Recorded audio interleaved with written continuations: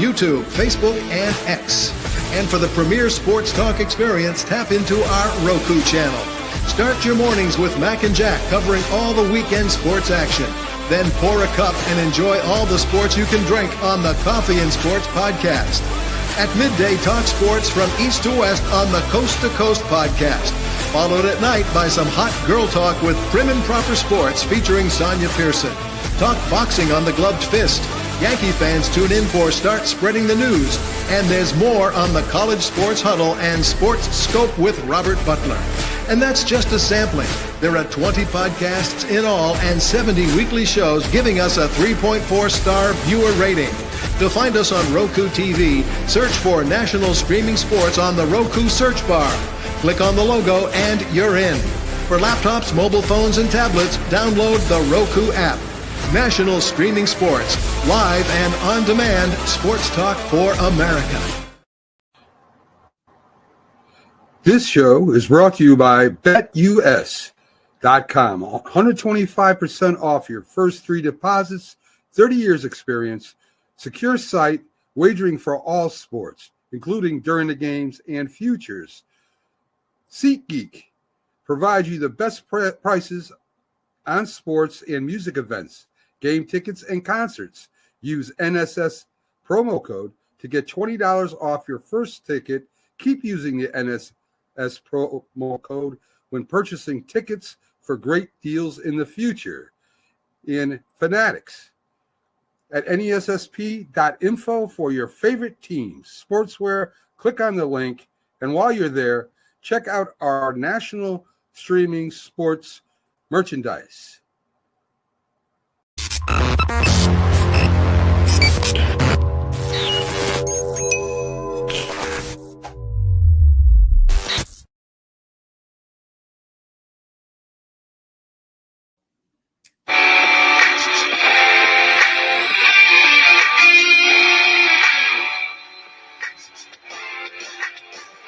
Those were the days, Bobby. We're on the TV. I think we say that every week. I think we do it too. But listen, memories. Great teams, great defense, whole 9 yards. So, welcome to the Big Blue Blues Brothers show with Mac Man and Big Bobby G. Of course, we got a lot of things to get to today. We have a trivia question. We talk a little bit about a couple of coaches. I see now where I did have Jim Fassel in here. We'll be talking about him. And Allie Sherman, my father's favorite coach. General outlook, the Giants' defense, offense, Dallas's offense, defense. Really couldn't get the Cooper Rush. A couple fumbles and mismanagement by the Giants quarterback. And, of course, we'll be talking about the Saints next week. So, Bobby, let's start it. What are your impressions of last week's game? Well, the Giants look the same as they have looked really for the last 2 months. But I'm going to do a quick little thing that the glass is half full. I'm going to tell you what it was. In the first quarter, we actually scored a touchdown. Since the first time since early October. We actually had a lead at the end of the first quarter for the first time since the beginning of October. So that's my half glass full comment of the game. Other than that, the glass pretty much empties pretty fast. Even though the score was, it seemed competitive, 27-20 at the end of the game. Really, the defense couldn't stop the run again. Defensive backs, I thought, played one of their better games. They really held. They really did a nice job holding. I thought the Cowboys wide receivers to a minimum, minimal games. Yeah, they hit a couple big ones on us. I understand that, but overall, I thought the defensive backs had a pretty good game. Best game I've had that they've probably had in the last few weeks. The linebackers. Okereke is a very good middle linebacker. He's going to be a probably middle linebacker for us for a long time in their future. Unfortunately for us, coming out of that game, Dexy got hurt. He had dislocated his elbow, so he is done for the year. So what does that really mean for the Giants defense going forward and for this game too, is when he's not on the field, we can't stop a nosebleed. So if I'm the New Orleans Saints, I'm getting a little bit ahead of myself. But if I'm the New Orleans Saints, I'm really licking my chops this week when I'm looking at the game film. And I'm thinking about what my game plan is going to be for this Sunday. And I'm going to be giving Kamara the ball. And when I'm done doing that, I'm going to give it to him again. Because they're probably going to, I would say, and I'm just a prediction, 150, 160, 170 yards rushing. And I think Carr will have a nice day throwing the ball against us too. But we'll get to that at the end of this segment. At the end of the show. We sure will. What Dallas did. I'm sorry. Go ahead. Nat. No, you go ahead, Bobby. I was just going to say. All I was just going to say was Cooper Rush, another backup quarterback who we couldn't rush. We didn't get next to him. We couldn't knock him down. I don't know if we had any sacks at all. Just a few short weeks ago, this defense is leading the NFL in sacks. I don't think we've had, 5 or 6 sacks, maybe 7 sacks in the last few weeks. Yeah. So we really fell off the cliff when it comes to that defensively. And I don't know what you think about the defense, and we can talk about the offense in a second. I think the defense is still very young. I think it's got a long way to go, until next year. I think there's maybe we need a defensive coordinator. I don't know. I don't know. I know our special teams don't look that good either. It's a whole. I think it's almost a whole clearinghouse. I don't know if you keep the ball or not. I don't know if you keep Shine or not. I think Mara's got a lot of decisions to make in the off season, and it doesn't seem like anything is working right now at this time. Yeah. So Dable came here as an offensive, kind of innovative guy who was creative. He was that way with really every stop he's ever been, going back to his college days at Alabama. Right. He's always been kind of a creative guy. He really had a nice tutelage under a lot of really good head coaches, especially over here in New England with Bill Belichick. And when he moved on to Buffalo, became the offensive coordinator. He became kind of a quarterback whisperer up there, and it was very innovative. Made the Buffalo offense very, and they still are very good. They kind of, whoever picked up the ball from him has really just kind of let it go.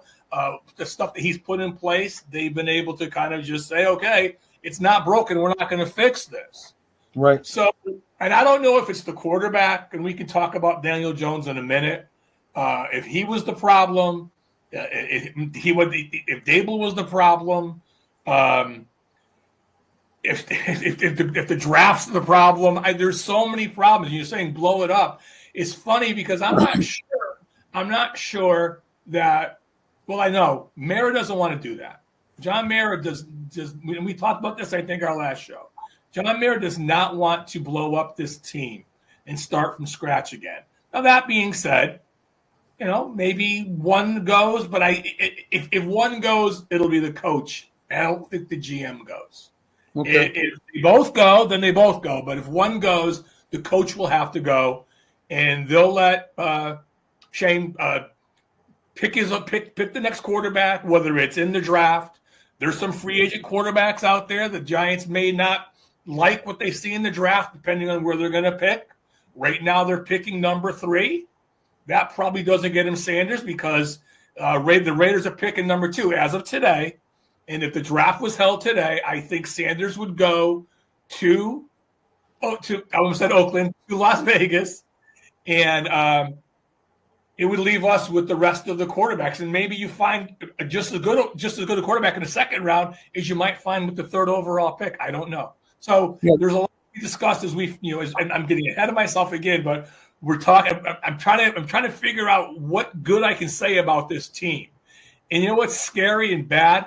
All we can say good about this team is when does the draft start? Yeah. I mean, there will be other quarterbacks, viewers, Milroe. There's a few good quarterbacks out there that might be available when they go to pick. Speaking of quarterbacks, Aaron Rodgers likes to blame other people for his mistakes, doesn't show accountability, puts people out on an island, has been working with Wilson for the last 2 years. It doesn't even look like it anymore. There's something wrong over there in Jets locker room. Yeah, I caught a little bit of the Jets game. I was kind of surfing around watching a few games at a time on Sunday. He looks, and I think I said before we came on the air, we were talking, and he looks like a 40-something-year-old quarterback. Yeah. We said this a few weeks ago. I think the Jets are going to have to dip their toe back in that quarterback pool. They've done it. This will be the third time. If you want to count Aaron Rodgers, this will be the fourth time probably in the last 5 years or 6 years that they've had to do that. Right. It's hard to find a quarterback in this league. It's hard. It's hard to find someone who can function. It's hard. It's a hard position to play. It's a demanding position. And that's why, that's why so many first-round draft picks don't pan out. We were talking about draft a minute ago. There's 5 or 6 quarterbacks, and they're saying this isn't a good quarterback draft. Well, 1 or 2 are going to be good. You just finding the right one. And it's like I said, it's hard because you don't know until the bullets start flying out there who you have behind center. We can talk about Daniel Jones a little bit here, and how he it's funny. Our last show, we talked about the Giants going over to Europe and playing in Germany. And I said to you then, if the Giants lose this game, Daniel Jones will not be playing quarterback anymore for the New York Giants, and changes in management may happen. Now, I never in my wildest dreams did I think we'd be sitting here a few weeks later, and Daniel Jones is not even on the team anymore. As a matter of fact, they had him in practice as the defensive back safety for the scout team, giving the offense a look. You want to fall? That's a fall from grace that I don't think I've ever heard before. I don't know. What's your thoughts on? Do you think the Giants wanted him to leave? Because that's a pretty tough, I would think, pill to swallow if I'm a starting quarterback for a franchise. 1 week earlier, and the next week I'm just going to come off a bye, and the next week or 2 weeks later, I'm on the scout team playing safety. I think they were worried about him getting injured because they would have owed him a lot more money if he got injured. That's why I think they tried to get him out of there as soon as possible. I think it was like 12.9 was the insurance policy on him. But yeah, I think they wanted him to leave, and that's what they had him do. Yeah, so they saved $22 million in cap space next year. They're going to have another $20+ million in dead money, but they're still going to get some cap relief by releasing him. You're 100% correct when it comes to the injury. He had the injury clause in his contract. I did read somewhere that the Giants did approach him and asked him to renegotiate that clause and take it out. He refused to do it. Yep. I'm not here to say it was right or wrong. That's his decision. It's a business decision from both people too, not just from the organization, but also from the player. So for whatever reason, he thought this would probably be a better idea for him, or easier for him maybe to leave the team. And I also read that he was asked not to be around the facility, and he showed up anyways. Yeah. And now he's with the Minnesota Vikings. And happy. He's happy. Yeah. He likes the coach over there. They're a winning team. They're going to the playoffs. They're going to win looks like they're going to win their division. So he's behind. It's funny, talking about the Jets a minute ago and the Giants. So now the Minnesota Vikings have 2 former first-round draft picks, both from the New York teams. Yeah. Yeah, it's funny. It is. Funny. Yeah. I'm trying to think of. I don't know if Darnold was happy that he came or not. I'm not sure. I know that the Commanders are happy as hell with their young quarterback. He's doing a hell of a job over there. They put up a lot of points, Bobby. Another win for Washington. Our division, it's funny, everybody thought Dallas was going to be this great team, and as they always are on paper before every season starts and during preseason. Maybe they thought the Eagles were going to have a down year because they ended last year kind of stumbling to the finish line. The Giants actually beat them the last game of the season. Washington got rid of their 2 top defensive players last year. They become better. They draft a quarterback who seems to be he's a very excitable quarterback to watch. I enjoy watching him play. I said it more than once. I was hoping if the Giants were going to get a quarterback this year, it was going to be him. But, there's a quarterback who took over for him at LSU. Not a lot of people are talking about him. He has all the tools to be a great quarterback. Now, people are saying he might have to go back to LSU for another year of seasoning because he's only coming off 1 year playing starting quarterback at LSU. But he might come out of the NFL draft. Now, with someone like that might be available in the second round. Things to think about down the road if you're looking to, bring someone in and get a bridge quarterback in here like a Sam Darnold whose contract's up at the end of this year. So you said, is Darnold happy? Who knows? Because his contract's up. Do they move Jones in? Do they extend him a rate for more than what they're paying him right now? I'm assuming he's on his contract's also at the end of the year. Do they bring Jones back in? And they have the kid JJ. Can't think of his last name. McCarthy. Thank you. And they drafted him. Does Jones pay and McCarthy learn behind him? I don't know if you can bring back three first round draft pick quarterbacks. Yeah. And pay them all. McCarthy's under contract, obviously, but you're going to have to pay one of these guys $5 or $6 million. You're not going to pay both Darnold or Jones $5 or $6 million. You're going to bring one back. So maybe Darnold's the odd man out, and maybe he ends up. Believe it or not, I read this. Maybe he ends up back with the Jets. Well, speaking of first round draft picks, Caleb Williams, Eberflus gets fired. Doesn't call a timeout. Some people are blaming Caleb because you see the clock. I don't blame a rookie for making that mistake. I blame the coach. When they had a shot to tie the game and the time just ran out. And, of course, Eberflus gets fired. That was probably one of the most bizarre endings of a football game I've seen in a long time. I'm not a head NFL coach. Never was an NFL football player. I did play football. I do know how to call timeout. I understand when there's 30 seconds on the clock and I have a timeout in my back pocket, and my team looks a little disorganized. As a coach, I better call timeout. Right. He didn't do that, and because of that, he lost. That was bizarro. I had to keep watching. I think I watched that over and over and over just to make sure I watched it right. Right. And just with 30 seconds left on the clock, that's a lifetime from where they were. I don't know how that happens. That is a coach killing play if I've ever seen one. Yeah, and well deserved he leaves. Only problem now is what do they do? You got Caleb Williams, just like Trubisky and Fields. Head coach gets fired. GM gets hired, gets fired. And they never get together on the right quarterback. Does this happen again? Yeah, it's funny, and he's the first one taken. How many times do you see, and you hear this from people all over the league, it's really not sometimes how good you are as a quarterback, it's who drafts you and where you end up playing as a quarterback. Ask David Carr. David Carr had about as good as a college career as you're ever going to see. Sam Bradford, same thing. And they just went to teams that weren't ready, and they got in their rookie seasons. They got beat. I'm not saying Williams is getting beat up by a pass rush, but they went to dysfunctional football teams. And when you go to a dysfunctional football team, and it doesn't matter how talented you are, sometimes you just get lost in the shuffle there.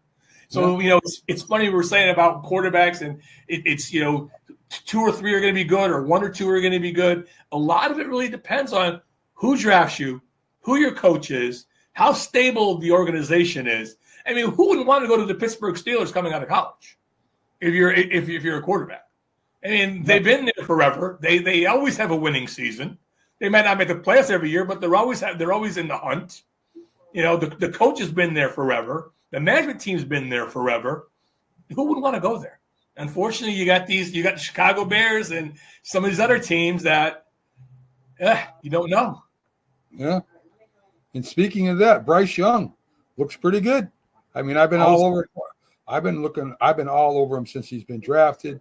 I'll admit when I'm wrong, but yeah, he played pretty well against the Tampa Bay Buccaneers. And I remember we were talking about when he was benched.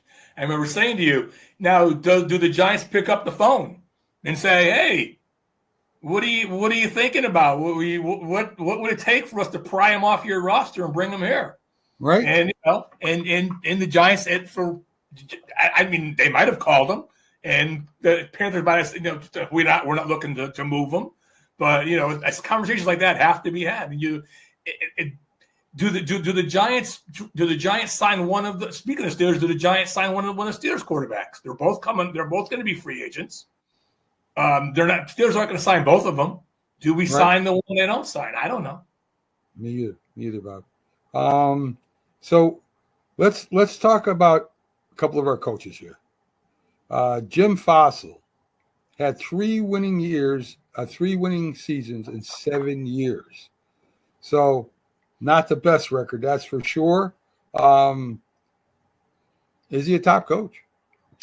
I think Jim Fossils is a top coach only because he brought the Giants to a Super Bowl. He made the Giants relevant again, too. If you go back, we talked about one of our trivia questions a few weeks ago was when the Giants went 10-5-1. And who was the quarterback? And that was the trivia question that day. It was Danny Cannell. Right. So this is Jim Fossil's first year as a Giants coach. Now he's really coming off really great offensive coordinator showing. And I believe it was in Phoenix. He was with the Cardinals. He had Boomer Esiason in there, and they had a nice, prolific offense. He comes to the Giants, and here's a weird tidbit that a lot of people don't know or remember about Fossil. So he comes over, he becomes the offensive coordinator of the Giants under Dan Reeves. George Young is still the general manager of the team. Reeves is shown the door in 97 or 96, 97. I believe it was, after the 96 season. George actually wrestles around rehiring Bill Parcells to be the head coach again of the New York Giants. He then decides not to do that and promotes Jim Fossil. Jim Fossil goes 10-5-1 and is coach of the year. Yeah. His first year. And kind of reminds you a little bit of Dable, doesn't it? First year, nice record, playoff team, coach of the year. Very, very similar circumstance. Both those guys have in common. Fossil, again, great. He had a really strong college coaching career. He had Elway in Stanford. He was his offensive coordinator. He was a 7th round draft pick as a quarterback by the Chicago Bears. He played for the Bears. He played for the Houston Oilers, and he played for the San Diego Chargers also. So he had a little career in the NFL, played for WFL. So he has kind of a little knowledge of how the NFL works as a player, as a coach. So I think he was successful in a few different ways. One, being coach of the year, his first year. Secondly, when he said, "I push all my chips forward," the Giants are 7-4. I'm pushing all my chips forward to the middle of the table. We're going to the playoffs. And the Giants did end up going to the playoffs. Yeah, yeah. Where he failed, 2 things he did wrong, I think. And it's really not wrong. So the Giants come off a whipping of the Minnesota Vikings, 41-0 in the NFC Championship game. And then they go on to play the Baltimore Ravens. And the Baltimore Ravens were just a better team that year. Mm-hmm. But a couple of things he did that year that I thought that, or even followed up to that, he kind of resurrects Kerry Collins' career. Right. At the time, Kerry's down in New Orleans. He's been he's great Penn State player. He's been on a couple different teams. He's pretty much almost out of football because he was a locker room cancer, they were saying, and maybe even a racist, they were saying. He comes to the Giants, and Jim Fossil's helps resurrect his career. Yeah, and really rides Kerry to the Super Bowl. Yeah, which he had Fossil at the time had a nice staff. He had some people who would move on to be head coaches in the NFL. both his offensive and his defensive coordinator would become head coaches after. So he had a nice little coaching tree too, and they both had a lot of success. Sean Payton had a lot of success. Yeah. As a coach, and he was under Fossil. Yeah. The defensive coordinator would go on to be the head coach of the Panthers, who would also go to a Super Bowl. Right. So he had a nice coaching tree underneath him, more so than a lot of head coaches do. So he did a lot of good things. What he did wrong, though, I think, and we've talked about it on the show here, and the Giants were up, I want to say it was 37 to like 13 in the third quarter against the 49ers. And the 49ers come back. I mean, they're getting 2-point conversions. They're scoring touchdowns from the third quarter to the end of the fourth quarter. They're just running up and down the field on the Giants. Comes down to a kick to win the game. And remember the guy Trey Jenkins? He was our snapper at the time. Yeah. That name ring a bell to you? And someone reports as eligible. I don't remember who it was. Reports as eligible. And the refs kind of blowed at the end there for the Giants because the guy goes out for a pass. The eligible lineman, he's a lineman number. He goes out for a pass. He's pass interference. He gets tackled before the ball gets there. And this is when Trey Jenkins misses he snaps the ball. Jenkins bobbles it bounces to the snapper. It bounces to the holder. The holder gets up, throws the ball down the field to the guy who reported as eligible. He gets a pass interference against him, and they call him an ineligible receiver downfield. Game over. Yeah. And that's how the Giants would have actually won that game, I believe, if they had a redo on that play. That one play, though, and that second half of that game, in my opinion, destroyed Jim Fossil's coaching career for the Giants because the very next year he coached as scared as you could be. And before this season was over, the Giants were on a really horrendous losing streak. He actually, before he's going to be fired, he knows he's going to get fired, and he announces at the end of this season, I'm going to retire. Yeah. Pretty crazy. So I know that answered your question. That was a long answer to a short question. It was. I think he did a lot of good in there too, and some bad. Gotcha. So our dad's favorite coach, Ali Sherman. He was also coach of the year, but ended up getting rid of a lot of good players that the Giants had, and the team just went down the tooth, Bob. Yeah, so Ali Sherman comes over. Well, first off, he has kind of a cool little history too of his football career. He is he in high school. His mom thinks he's too small to play football, so she doesn't sign the letter, the letter that says you can play. So he doesn't play football in high school. He goes to Brooklyn College, and he's a walk-on. And they put him at quarterback. He's 5'10", 160 pounds. They put him at quarterback and cornerback. He ends up actually playing both positions for them. And his coach at the time, his college coach, and I can't remember his name, his college coach says at that time, he was the smartest college player football mind, I'm saying that right, that he's ever known, ever met. He was so smart. Ali Sherman is then drafted and this is kind of a weird thing, because it's called the Steagles. Now, why is it called the Steagles? Is because it's 1942 and World War II is on. So a lot of NFL teams kind of grouped together. So the Steelers and the Eagles became the Steagles. Right. And so he's drafted by the Steagles to play quarterback. Again, at 160 pounds still at 5'11", and ends up playing quarterback and actually wins some football games for them. That's kind of how he starts his career in the NFL.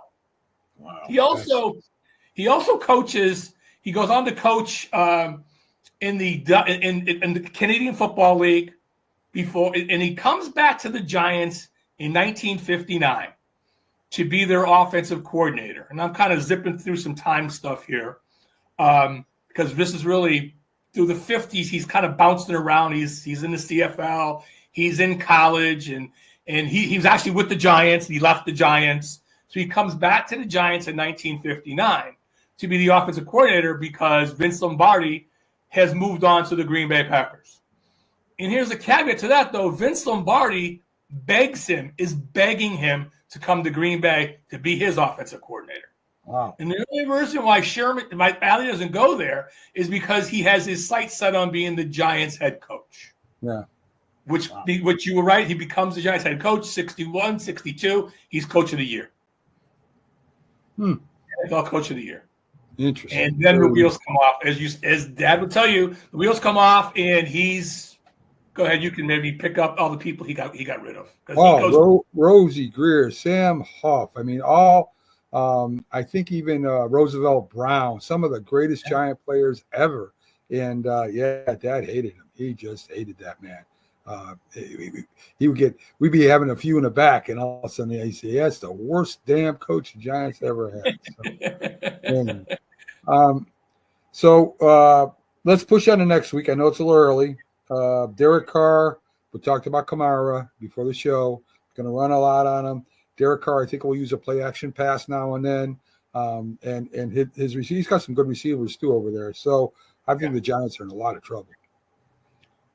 I don't see them winning this game. I don't know what the spread is. I haven't seen the spread today.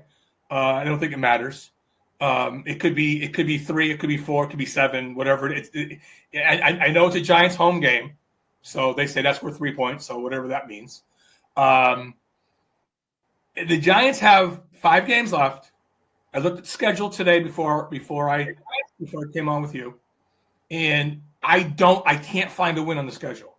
And we'll talk about it as the next couple of weeks. But this game right here, I think that they're just going to run the ball in the Giants.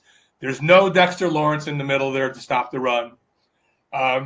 You can throw in the Giants deep. They're young. They had a good game last week against Cooper Rush.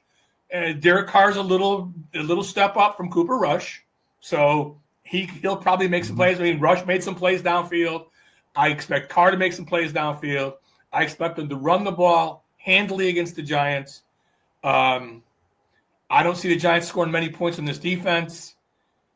I don't know who the quarterback's going to be anyways.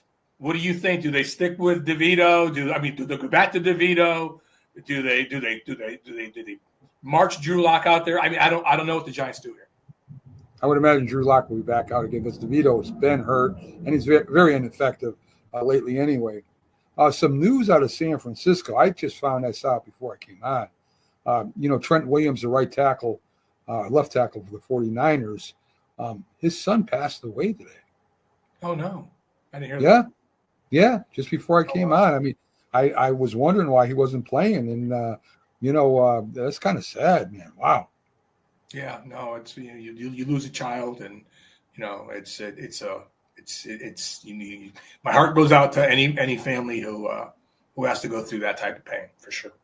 Yeah, with him out, McCaffrey out now. Not sure what they're going to do with Debo. I don't know. Brock Purdy hurting. They look like they're in a lot of trouble in San Francisco right now too. Yeah, they didn't look good yesterday. They didn't look good last night. It was a fun game to kind of watch with all the snow falling down, but they didn't look good last night. They're heading the wrong direction. Right now, I'm looking at the NFC. There's 3 teams, I guess. If you want to throw Minnesota in there, we talk about them every week. The Lions we talk about every week. Talk about the Eagles every week. You want to throw the Lions in there. You want to throw the upstart Washington Redskins, I guess, maybe making a run. I don't know. If the ball bounces right, that might happen. Maybe Green Bay. Maybe Green Bay. Maybe a Green Bay. Yeah, maybe Green Bay. So there's some fun games to watch coming up down the stretch here, and I'm looking forward to that, and certainly to the playoffs getting going. And just unfortunate for us that another year, we won't be participating, and every year I'm excited when the OTAs start, and I read everything I can about them, and I'm excited that when they start and they open up training camp, and I'm normally at the Cape at the time, and I can't get enough news on it, and you start getting yourself excited, and by Halloween every year, it looks like every year we become a ghost. So Very true. Well, folks, we're going to get out of here early. I got some stuff I got to take care of. I appreciate y'all watching, viewing, liking, sharing, hopefully eventually. And, of course, to my great co-host, Bobby G, we'll see you next week on the Big Blue